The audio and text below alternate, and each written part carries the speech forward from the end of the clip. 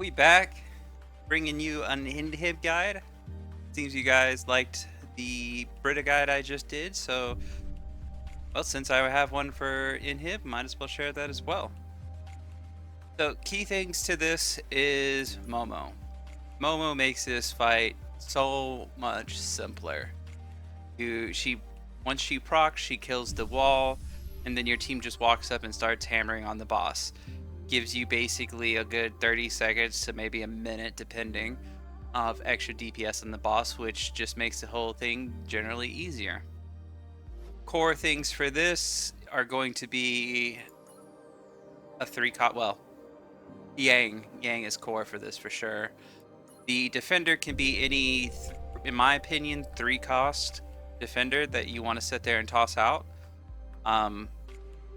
It could be Casey, Alex, or even the wonderful brand new Kim Chulso? Is that how you pronounce that? Kim. Go with Kim. But yeah, so any 3-cost defender. You can go with a 4-cost defender. That's fine as well, but I just don't find them, they walk up quick enough in my opinion, for my liking. So we just go with one of those three. Lin Jian is definitely a must.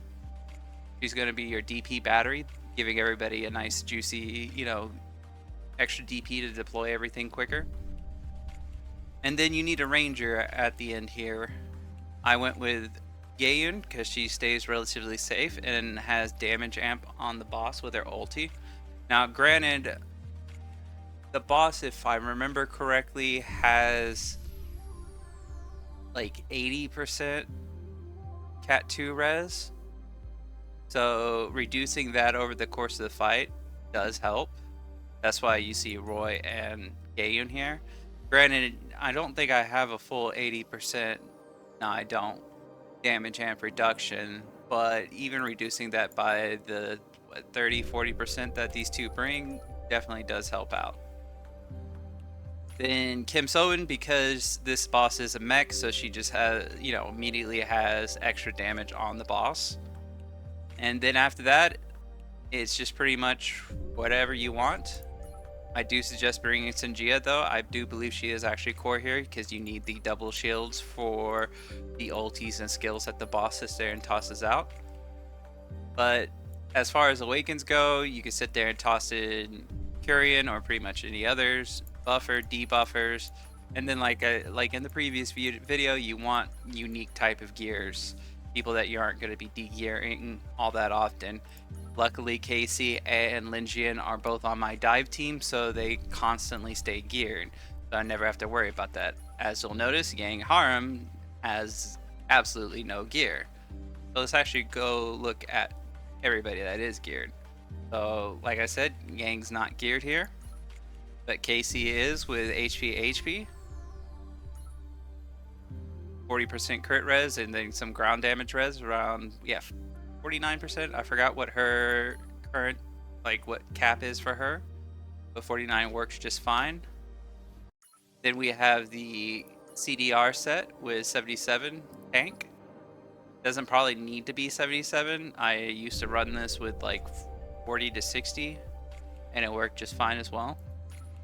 Gayun just has her EE. Kim Sobin with her EE. Sky Layfield has the same Maze attack speed CDR set that she always has because I have nobody else to put this on. Agnes has her unique tank attack speed set that I run her on constantly. Roy just has his EE. Sinjia has the free to play CDR set that doesn't really get used anywhere else, so it stays on her. Curian had gear taken off of him for somebody else, so he just sits with these two pieces because that's normally what I run on him for PvE anyways.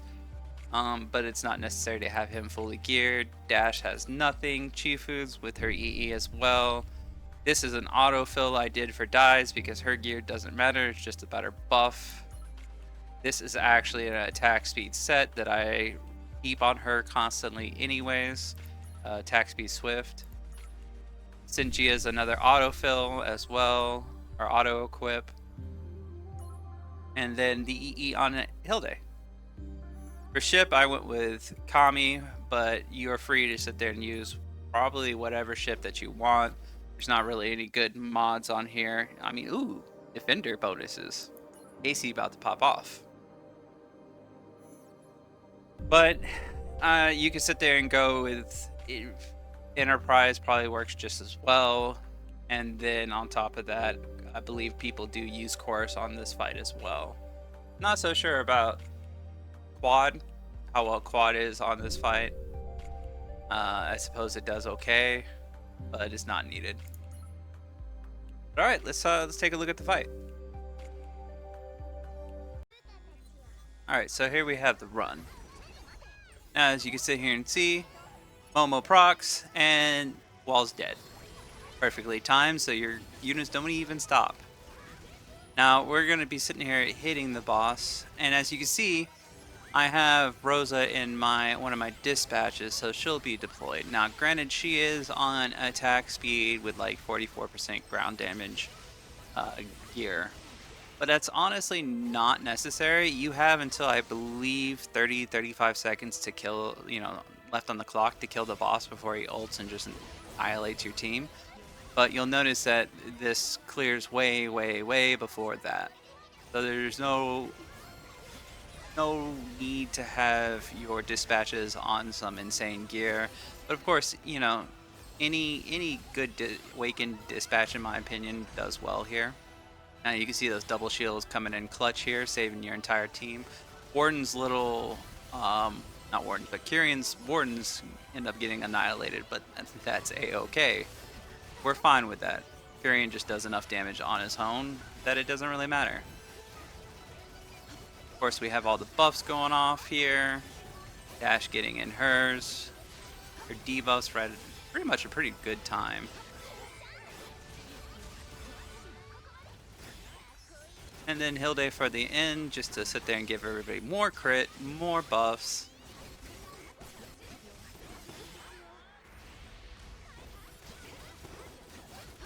Boss just dies. Alright, and there you have it. Lazy Man Guide on Inhib. Now the same thing applies. This team could go faster if I fully geared it, and it could be even faster if I optimize the team comp, but nobody has time for that. This team isn't the most optimized, but it gets the job done, and honestly, I'm not after optimized here. I feel like I've said optimized about a dozen times. This is not an optimized run. This is just being lazy, not having to gear anything, and clearing the boss consistently. Let me know what you guys think of this. As always, feel free to leave a comment or catch me on Discord. Link will be in the description.